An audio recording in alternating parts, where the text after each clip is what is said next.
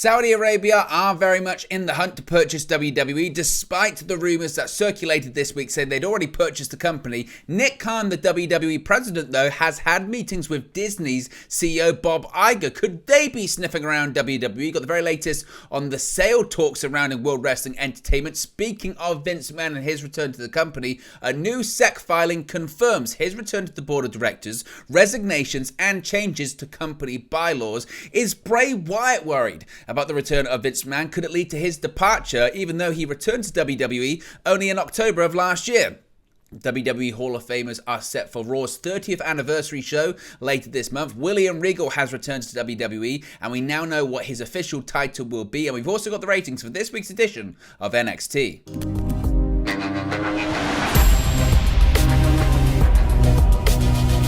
Hey guys, welcome back to Wrestling News 365. Hope everyone is doing very well. As always, there are plenty of news stories to get into in the world of World Wrestling Entertainment, especially with all of the drama, Vince McMahon, takeover talks, a sale, the Saudi Public Investment Fund, now Disney, Vince McMahon being sued. It's just non-stop story, non-stop news in the world of World Wrestling Entertainment. Let's get into the very latest when it comes to a sale, strategic alternatives being explored by Vince McMahon and World Wrestling Entertainment. And we've got a bit of an update on the smoke to the Saudi PIF buying WWE reports. Now, the fireworks have continued behind the scenes at WWE headquarters since the turn of the year. It began when former champion, actually technically he's right, he was a former WWE champion, though he's a former chairman, and now he's the chairman, and CEO Vince McMahon reinstated himself to WWE's board, along with former WWE executives George Barrios and Michelle Wilson. The 77-year-old McMahon, who retired last year in July amid sexual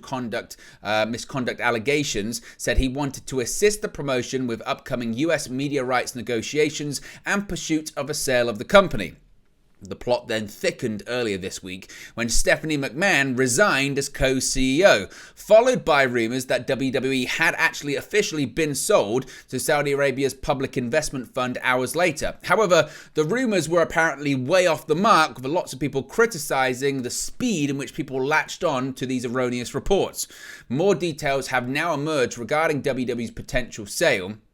On the latest edition of the Wrestling Observer radio show, Dave Meltzer disclosed that he had a, quote, long talk with WWE, which revealed that the company was not sold just yet. Still, Saudi Arabia's PIF, the Public Investment Fund, was, quote, in the hunt alongside other potential bidders. The longtime journalist indicated that there is, quote, smoke to the Saudi story that has been the talk of the pro wrestling world over the past few days. Furthermore, it was noted that WWE CEO Nick Khan recently met with some significant individuals, including Bob Iger, the CEO of the Walt Disney Company. One of the companies, of course, that's been linked to purchasing WWE from McMahon and the rest of the WWE shareholders. Additionally, with all of the legal intricacies of selling a publicly traded company, the hope is that WWE will be sold by, quote, the middle of the year. Meltzer added that if WWE is looking to become a privately held company for the first time since October 1999, then Saudi Arabia's PIF is said to be the best deal. He suggested the promotion would remain public if one of the other bidders prevailed. Now, again, it continues from Dave Meltzer. These are his actual quotes. We do have his actual quotes because it's one thing for me to read you the gist of what he said. It's another thing to provide the quotes for what he said. So this is what Meltzer had to say, quote, they're not sold. Saudi Arabia is in the hunt. They're one of the companies, one of the places that's looking for it. Several media companies, the names that are out there, they are all in the hunt. As I mentioned, Meltzer added that Nick Khan was actually in Los Angeles, the site of AEW Dynamite last night, recently at the same time as Meltzer, meeting with some, quote, heavy hitters at a football game on Monday instead of being at Monday Night Raw. Meltzer named, quote, Bob Iger, of course the CEO of the Walt Disney Company, Jimmy Pitaro, who is the president of ESPN, also owned by Walt Disney. So I guess those names will ring some bells. They're looking to sell by the middle of the year. JPMorgan is helping them. Saudi would be one of the key people as far as if they want to go private, that would be the one. The other ones are public companies. Endeavour are obviously also in the hunt, and there'll be a decision made at some point. There's definitely smoke about the Saudi Arabia story. It's early. It's too early for the deal to be finalised, but that one can happen too. As I mentioned, the story of WWE being sold to Saudi Arabia exploded a couple of days ago, but the general current sentiment is that there's nothing official as of right now, but it could very well be a situation where there's smoke, there's a fire situation, in the sense that the Saudis are at least one of the major options who are actively exploring purchasing WWE. Now again, this kind of when it went crazy, and we do have a bit of an update on this timeline and maybe why things got really carried away, what they are going to talk about later on in the show. But another big hint has actually emerged, and I think it's again leading to people speculating that there is smoke to this Saudi Arabia interest, or Saudi Arabian public investment fund interest in purchasing WWE. And another big hint has emerged that WWE is at the very least considering a sale to the Saudi Arabian Public Investment Fund. Now, in case you weren't aware, the latest update is that WWE has not been officially sold as of right now, but the belief is that Saudi Arabia is well and truly in the running, especially if Vince McMahon wants to control the company and wants to regain control of the company's creative and wants to take the company private. This has led some people to speculating that Saudi Arabia and the Public Investment Fund could actually be in pole position. Now, before all of the Saudi rumors started, it was reported that WWE had brought in JPMorgan to assist with the sale. Well, it turns out there could be a very good reason why WWE chose JPMorgan specifically, as its website's About Us page states the following, quote, "We are the only US headquartered financial institution with 2 operating licenses in Saudi Arabia, providing access to a comprehensive range of products and global banking capabilities for clients in the country. We are regulated by the Saudi Arabian Monetary Authority and the Capital Market Authority. We have a committed and long-standing history of serving clients in the Middle East, dating back to the 1930s, when a predecessor firm helped US-based oil companies strengthen their operations in Saudi Arabia. We opened our first branch in Beirut, Lebanon in 1955, and today we operate across offices in Abu Dhabi, Beirut, Cairo, Doha, Dubai, Manama, and Riyadh. Globally, though through the JPMorgan Chase Foundation, we make philanthropic investments in cities where we have major operations, assisting those at a disadvantage by helping them build better lives for themselves, their families, and their communities. Across EMEA, the firm focuses its investment and attention on 3 pillars: economic development, financial empowerment, and workforce readiness. JPMorgan is a global leader in financial services, offering solutions to the world's most important corporations, governments, and institutions in more than 100 countries. As announced in early 2018, JPMorgan Chase will deploy $1.75 billion in philanthropic capital around the world by 2023. We also lead volunteer services for employees in local communities by utilizing our many resources, including those that stem from access to capital, economies of scale, global reach, and expertise. Now, Cultaholic is reporting that sources have told them that the fact that JPMorgan operates in Saudi Arabia is indeed the specific reason it was hired by WWE. Dave Meltzer, as I mentioned, reported earlier that WWE CEO Nick Khan had met with Bob Iger and Jimmy Pitero on January 9. The story, as I mentioned, of this whole explosion of WWE being purchased by Saudi Arabia stemmed from a couple of days ago, and it's really interesting because, as I mentioned, it was first reported by Stephen Mulhausen of DAZN, who initially tweeted, WWE has been sold to Saudi Arabia's Public Investment Fund. The company will go back to being private. Unknown if Vince McMahon will return to head of creative, but it's expected by some people. Now, a short time later, Cassidy Haynes of Bodyslam.net reported the following, which Mulhausen said he had also heard, saying, quote, "The deal isn't completely finalized because WWE must provide notice to shareholders and other parties. There are legalities to go through as the company is publicly traded. But again, I'm told a deal has been agreed in principle." Well, that was then widely disputed by multiple outlets, including TMZ and Ariel Helwani from BT Sport, who reported that a deal was not finalized. Now, Brian Alvarez got a lot of scrutiny for this because he was one of the first people to tease that, quote, monster news would be breaking a few days ago without being specific. He's spoken on Wrestling Observer Live to provide clarification and updates on the situation and how the rumors of a sale started. He said, quote, "Yesterday, Stephanie McMahon resigned and they sent out a big thing.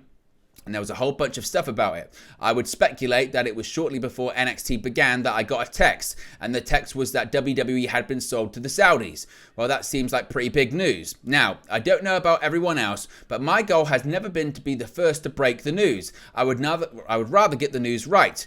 My first thought was, how? This bloke just came back. How can it be sold already? So I was like, okay, well, whatever. Literally, the first text I got, I kind of ignored it. But I was like, that can't be right. So then, like another 15 minutes passed, I got another text, WWE has been sold to the Saudis. Different person. I was like, what the heck is going on there? So I did tweet that we may have some big news breaking imminently, but that was it. Because now I decided that I needed to start figuring out what was going on. So I started asking around, and other people started asking around, and one person after another was like, I heard the same thing. I was like, holy smokes, how? So, after a while, probably an hour later, everybody has heard this story. So for those of you who are just thinking, whatever CNBC said about online wrestling reporters or whatever, you don't know what you're talking about. Everybody in wrestling was talking about this. They were talking about it in AEW. They were talking about it backstage at NXT. They were talking about it on the main roster. Everybody heard this. Everybody was talking about it. This was not some crazy made up story that somebody pulled out of thin air. Everybody was talking about it. It was going all over the place. So time goes on. Everyone's like, it's 5 a.m. in Saudi Arabia, a couple of hours. Then it's 8 a.m., 9 a.m. and nothing. Now today, I don't want to say that they're backtracking, but it doesn't appear to be sold yet. Now, here's the thing, everybody. I don't know what's going on. I don't know if it's been sold or not, but I do know this. I've lived through the sale of World Championship Wrestling. I've lived through the sale of the UFC. Every single one of those things is going exactly the same as this Saudi story is going. I'm not saying for sure that they're going to be sold to the Saudis. I'm not saying that, but this is the exact same thing that happened. Do you know that when WCW was sold, after it was sold, there were still people denying that it had been sold after it had been sold? The exact same thing happened when UFC was sold. It was denied. And meanwhile, every bit of this sale was being reported, but the people within UFC deny. There were people there at the very top that didn't know and had been told that it was not for sale and they were not selling. They didn't know until after it was sold. So for those of you who are like, oh, these rumors, they just made it up, there's nothing to them. I'm not saying it's anything, but this is the way things work when you sell a company. It could very well be that this deal has been agreed to in principle, but it's not done yet. And of course, a lot of things need to be done. If the rumor which Vince is selling to the Saudis and he's going to go private, you can't just do that. There's a lot of stuff that has to be done. Nothing is over until it's over, until it's really over. Because you'll recall during the sale of World Championship Wrestling that Eric Bischoff's group issued a press release about how they purchased the company. They actually issued a press release. They said the deal was done. Well, guess what? The deal was not done and someone else bought it, WWE. So anyway, I can't sit here and tell you for sure anything, and nothing will be sure until a deal is made. A sale is completed and some time has passed for it really to complete. Obviously, some people jumped the gun and said the deal was done. They shouldn't have done that, but if you think this is much ado about nothing, you might be in for a pretty big surprise coming up at some point. Now, Fightful Select Sean Ross Sapp also provided more updates on the situation, noting that they heard that Vince McMahon himself had conversations along the way, but that doesn't mean a sale is imminent. The report also notes that there have been numerous wrestlers, including some who recently returned to the company, who said they would walk if the company was sold to Saudi Arabia. As for the rumors of a sale being good to go, WWE sources dismissed the rumors last night, and they even more emphatically rejected it the following morning. Now, I think when it comes to Brian Alvarez there, and I know that's quite lengthy, so we will move on because there's other things to talk about, but I think that's Brian Alvarez really trying to backtrack, and he got called out, and other people did get called out because they were vague tweeting, and there were people on social media. And Brian Alvarez can say, well, it's not about being first, it's about being right. Well, you have to understand when you're someone with a big audience, you have to be careful what you say. And if you're wrong, people will call you out and say, what were you talking about there? If you didn't know the facts, why did you vaguely imply that you did when clearly you didn't? And to pass the buck and blame other people, well, a couple other people said it to me, everyone was talking about it. Everyone was talking about it because it was a game of telephone. Everyone was going around and it was changing. It was evolving. And again, there's nothing wrong with being a pro wrestling journalist. I'm not disputing that. What I am saying is a story of this magnitude, this size, it will be reported by the Wall Street Journal, by Bloomberg, by CNBC, not by, Twitter. So I think people do need to have a sort of a look at themselves and again, stop trying to pass the buck when it comes to this one. Now, this SEC filing, Vince McMahon, of course, is officially back in World Wrestling Entertainment, and WWE filed to report to the SEC today, which issued addressing changes to the company's board of directors and bylaws as follows. Now, it says, quote, on January 5th, 2023, Vincent K. McMahon, the controlling stockholder of World Wrestling Entertainment, executed and delivered a written consent relating to taking certain actions by consent without a meeting in accordance with Section 228 of the General Corporation Law of the State of Delaware, the removal of each of Joe Ellen Lyons Dion, Jeffrey R. Speed, and Alan M. Wexler from the board of directors of the company without cause, the election of each Mr. McMahon, Michelle D. Wilson, and George A. Barrios to the board, and the amendment and reinstatement of the company's bylaws. Now, this goes on to talk about what they're going to be doing and all this kind of stuff. It continues by saying, Mr. McMahon is the father of Stephanie McMahon until January 10, 2023, the chairwoman and co-CEO of the company. Paul Levesque, the chief content officer of the company, is Miss McMahon's husband. These executives receive compensation in their capacities as employees and as independent contractor performers for the company, including participating in talent royalties for certain company products bearing her or his name and or likeness. Each has a booking contract with the company. The compensation package of each Miss McMahon and Mr. Levesque is detailed in the company's definitive proxy statement filed on April 8, 2022, and the company's current report on Form 8K filed September 2, 2022.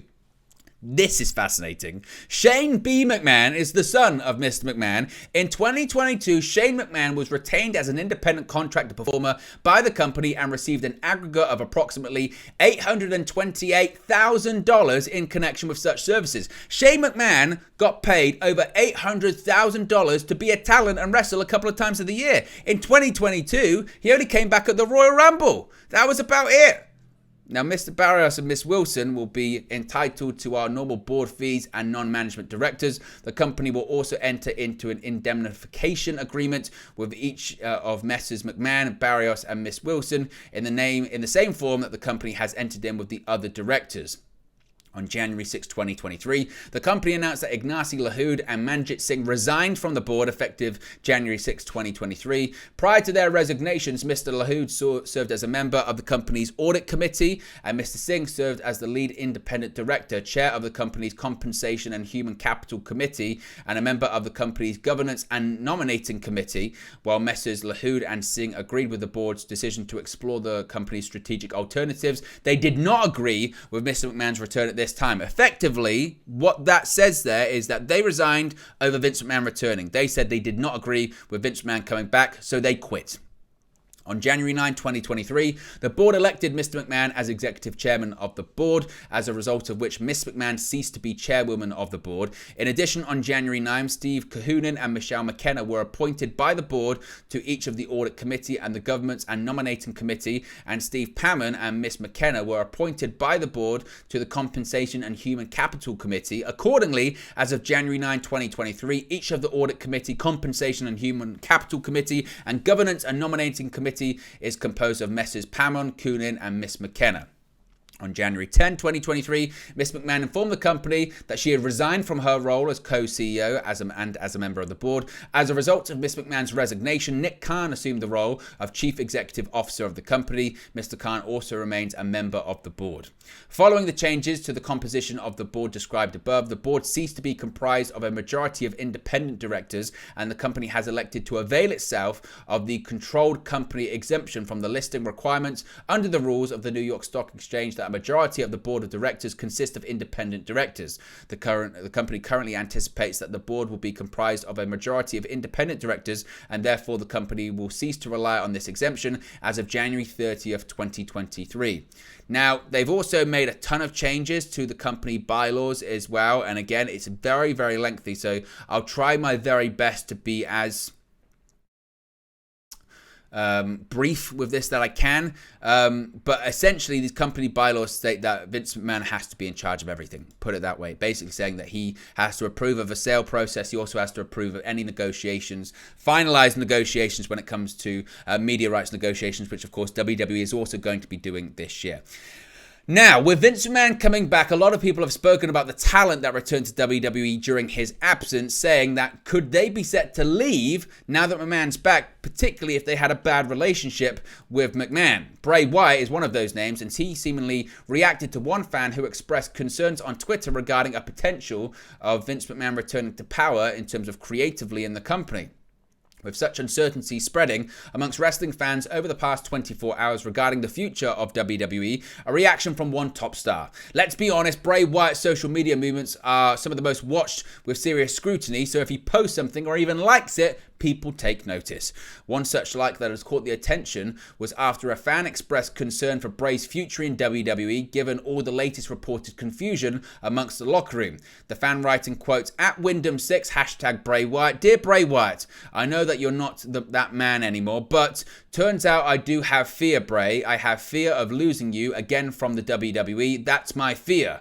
Bray Wyatt has famously returned to the company after Triple H was installed as the Chief Content Officer, Head of Creative, after Vince McMahon retired. However, with Vince back in the boardroom and elected Executive Chairman, it's led to some to question whether or not he'll also become the Head of Creative as well.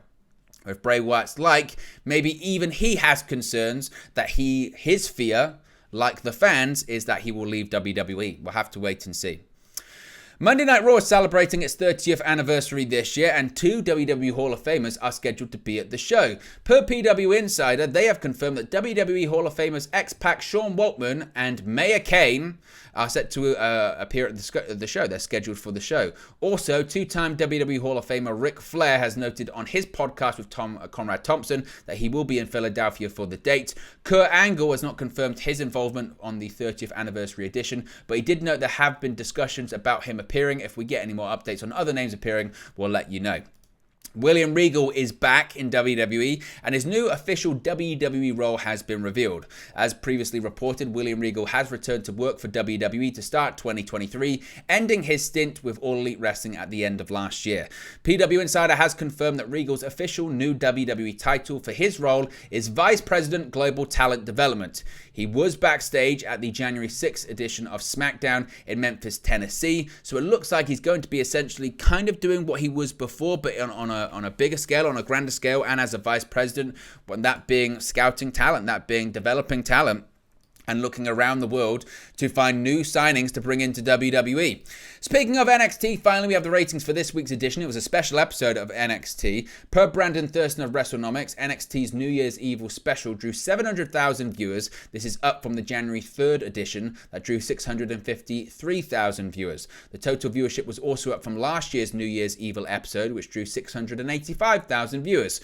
In the 18 to 49 demo, Tuesday's show scored a 0.15 rating, which is actually down from the previous week that scored a 0.16 rating. So those extra people that watched the show were not in that demographic most likely. The show featured Bron Breakker defeating Grayson Waller via countout to retain the NXT Championship. However, Shawn Michaels would later announce a steel cage rematch for the Vengeance Day event next month. Also, Toxic Attractions' Gigi Dolan and JC Jane won a number one contenders battle royale to face Roxanne Perez for the NXT Women's Championship at Vengeance Day on February 4th as well. So there you go, guys. It's the latest WWE news for you. Be sure to smash a like on the like button. Be sure to subscribe bottom right hand corner. Let me know your thoughts on today's WWE news stories in the comment section below, and I'll speak for you again very, very soon. Hey guys, thank you for watching, listening, streaming, or however you come across this video today. Be sure to click on the video on the right there to watch our next video, or click the bottom there to subscribe, or the bottom right hand corner. Thank you very much, and I'll speak to you again very soon.